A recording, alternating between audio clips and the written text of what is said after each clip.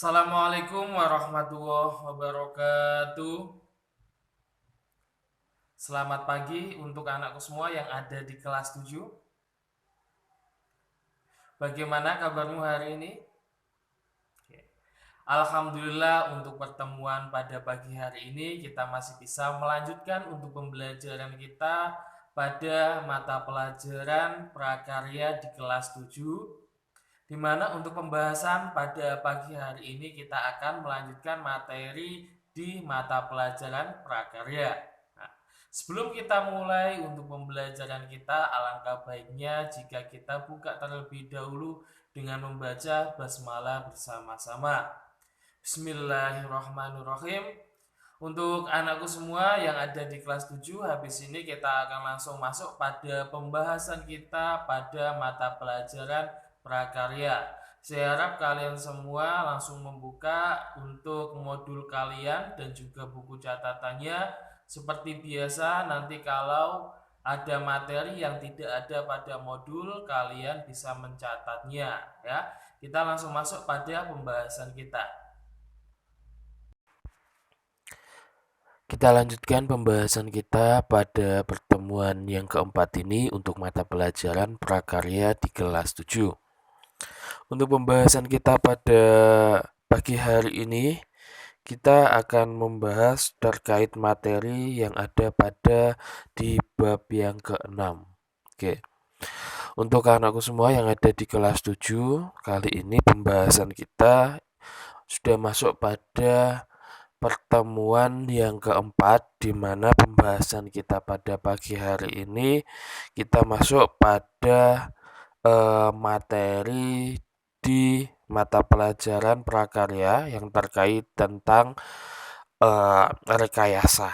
Kalau dulu pada semester ganjil dulu untuk pembahasan di materi rekayasa kita pernah membahas terkait tentang konstruksi pada miniatur perumahan ya. Untuk pertemuan kali ini pembahasan kita terkait tentang eh, teknologi konstruksi miniatur jembatan. Kalau yang dulu terkait tentang rumah, sekarang kita membahas terkait tentang jembatan. Terkait tentang jembatan sendiri, jembatan itu sudah dikenal sejak lama. Pada zaman dahulu juga sudah ada terkait tentang jembatan itu. Untuk perkembangannya sendiri beragam, mulai jembatan pada zaman purba, zaman Romawi kuno, zaman pertengahan, sampai zaman besi, baja, dan juga jembatan gantung, sampai pada jembatan beton itu sudah ada yang namanya jembatan. Jembatan sendiri itu mempunyai fungsi untuk menghubungkan antara tempat satu dengan tempat yang lain, di mana tempat tersebut itu terhalang oleh ruang ataupun sesuatu yang tidak dimungkinkan untuk dilewati. Makanya ada yang namanya jembatan tersebut. Kita masuk pada materi terkait tentang teknologi konstruksi untuk miniatur jembatan ini. Kita bahas terlebih dahulu terkait tentang yang namanya teknologi konstruksi tersebut. Ya. Teknologi konstruksi sendiri itu merupakan suatu teknologi yang digunakan untuk membangun suatu sarana maupun prasarana, atau juga bisa juga dinamakan susunan dari suatu bangunan ya. Nah, untuk teknologi konstruksi itu merupakan teknologi yang mana dibuat atau dibangun untuk suatu sarana prasarana dari suatu bangunan. Itu yang dinamakan teknologi konstruksi. Ya, sejarahnya juga panjang untuk teknologi konstruksi itu. Pada awal eh, perkembangannya beragam. Untuk saat ini, untuk teknologi konstruksi itu sudah maju. Untuk jenis-jenis konstruksinya sendiri, di situ kalian lihat Ada 5 macam jenis konstruksi yang akan kita bahas pada pertemuan kali ini. Yang pertama yang akan kita bahas terkait tentang konstruksi gedung. Ya, kita tahu sendiri bahwa gedung-gedung yang ada di era kita ini sudah sangat beragam, mulai dari gedung yang biasa sampai gedung yang menjulang tinggi ke langit. Nah, untuk konstruksi gedung sendiri, kalian bisa lihat bahwa sekarang itu banyak sekali proyek konstruksi yang mana konstruksi tersebut itu difungsikan sebagai untuk fasilitas umum ya, misalnya untuk bangunan institusional, untuk bangunan di pendidikan, di industri ya, juga bisa digunakan untuk bangunan komersial, sosial, ada juga untuk bangunan gedung sebagai tempat rekreasi ya. Untuk jenis bangunan pada konstruksi sendiri itu contohnya seperti yang saya sebutkan tadi sebagai untuk gedung perkantoran, bisa juga untuk pusat perbelanjaan, apartemen, hotel, rumah susun dan juga tempat-tempat yang lainnya seperti sekolah. Nah, konstruksi sendiri itu pada umumnya biasanya direncanakan oleh arsitek dan juga insinyur sipil ya. Nah, untuk materialnya yang biasanya dibutuhkan itu lebih ditekankan pada aspek-aspek arsitektural. Untuk yang kedua terkait tentang konstruksi teknik. Untuk konstruksi teknik sendiri itu merupakan suatu konstruksi yang melibatkan struktur yang dirancang dan didesain secara khusus oleh para ahli dan dibuat untuk memenuhi kebutuhan masyarakat yang berhubungan dengan infrastruktur ya. Nah, untuk jenis konstruksi ini itu biasanya dibagi menjadi 2 bagian ya, yaitu konstruksi jalan dan juga konstruksi berat. Ingat untuk jenis dari konstruksi teknik ini itu dibagi menjadi 2, yaitu konstruksi jalan dan juga konstruksi berat. Selanjutnya untuk yang ketiga, untuk jenis konstruksi yaitu konstruksi jalan. Nah, konstruksi jalan itu merupakan suatu proyek yang meliputi ada penggalian, pengurukan ya, ada juga perkerasan jalan dan juga konstruksi jembatan serta konstruksi drainase. Untuk konstruksi jalan biasanya direncanakan oleh Departemen Pekerjaan Umum ya. Nah, untuk di Indonesia sendiri untuk proyek jalan mayoritas itu dimiliki dan dibangun oleh pemerintah dan Departemen Pekerjaan Umum ya selaku owner dari proyek tersebut. Ya.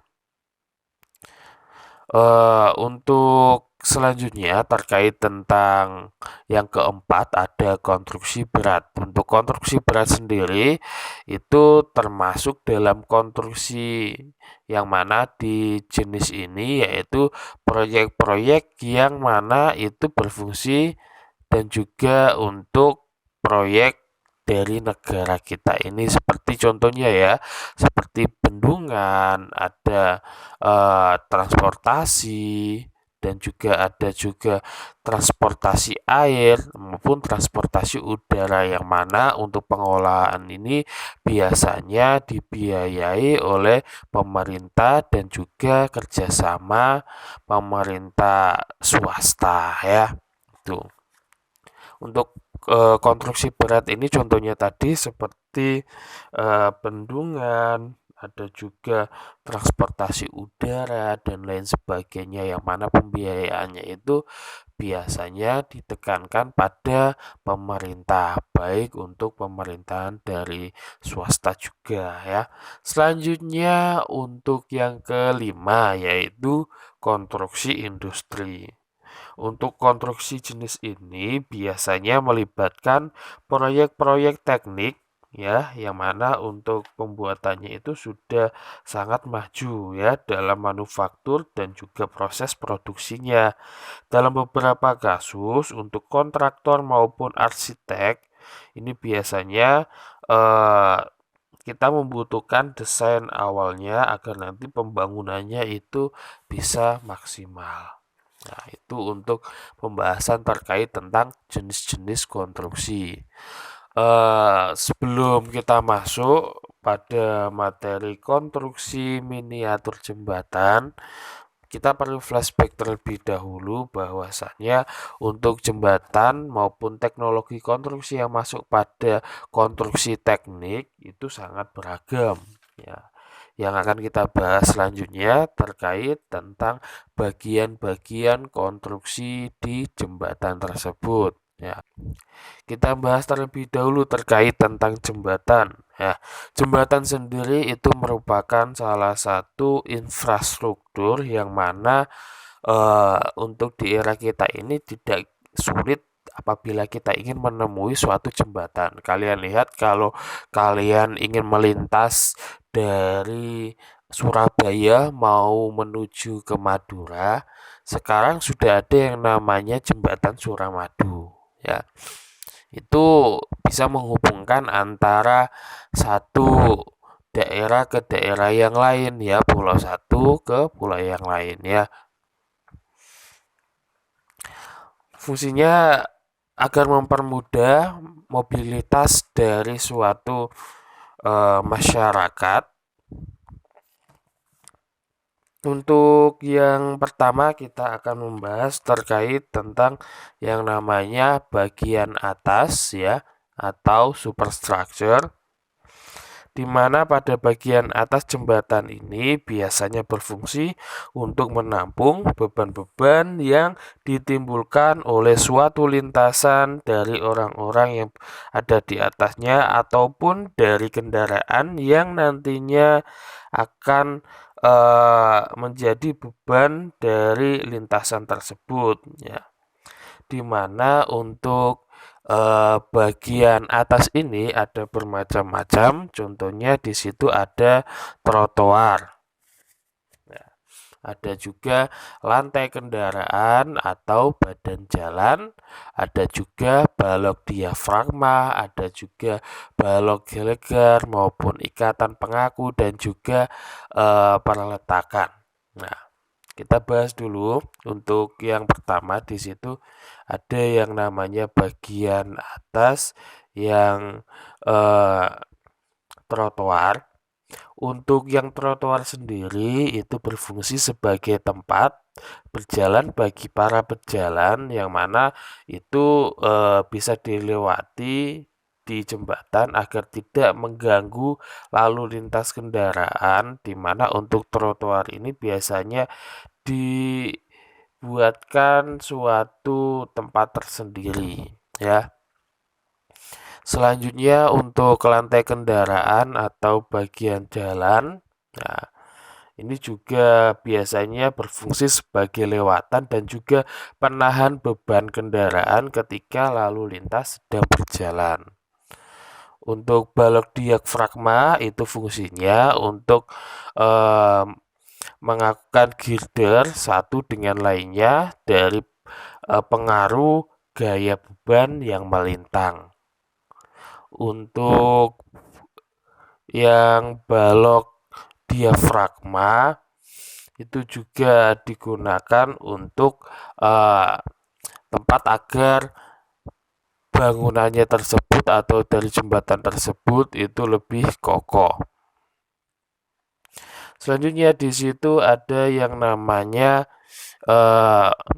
ikatan pengaku ya. Ikatan pengaku sendiri itu untuk mendapatkan kekakuan jembatan pada arah yang melintang dan juga menjaga torsi, yang mana di situ diperlukan dengan adanya ikatan-ikatan angin tersebut, ikatan dari angin pada jembatan itu bisa difungsikan untuk memberikan kekakuan pada jembatan yang meneruskan beban akibat angin ya kepada portal akhirnya ya itu.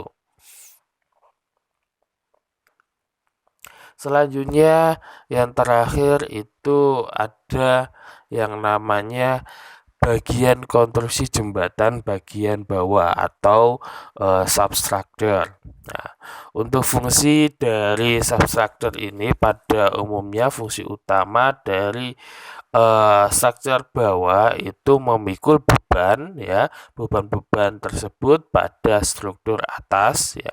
Jadi ini untuk konstruksi bawah ini untuk memikul agar nanti bangunan yang ada di atas tadi itu tidak runtuh ya.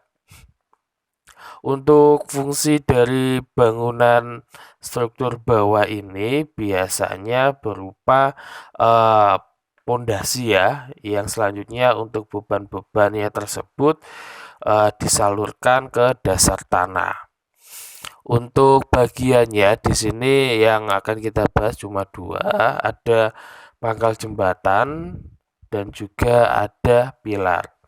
Untuk pangkal jembatan juga yang kita bahas ini itu merupakan bangunan yang nanti fungsinya itu untuk mendukung bangunan atas dan juga sebagai dinding penahan dari tanah ya. Untuk bagian-bagian dari pangkal jembatan itu juga bermacam-macam. Contohnya untuk dinding belakangnya ada dinding penahan, dinding sayap, dan juga ada konsol pendek, ada juga untuk tumpukannya. Untuk yang pilar ya, pilar sendiri itu biasanya diletakkan di tengah jembatan yang memiliki fungsi sebagai mentransfer gaya beban jembatan ke dalam pondasi.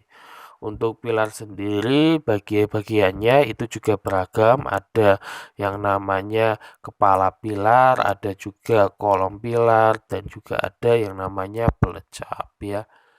Itu saja untuk pembahasan kita pada pertemuan di uh, pertemuan keempat kita. Kita membahas terkait tentang konstruksi jembatan. Untuk pertemuan berikutnya kita akan membahas terkait tentang bagaimana cara pembuatan miniatur jembatan tersebut. Ya, itu yang bisa saya sampaikan di pertemuan pagi hari ini. Sebelum kita tutup pembahasan kita, marilah kita membaca Alhamdulillah bersama-sama. Alhamdulillahirabbil alamin, kurang lebihnya mohon maaf. Akhirul kalam. Assalamualaikum warahmatullahi wabarakatuh.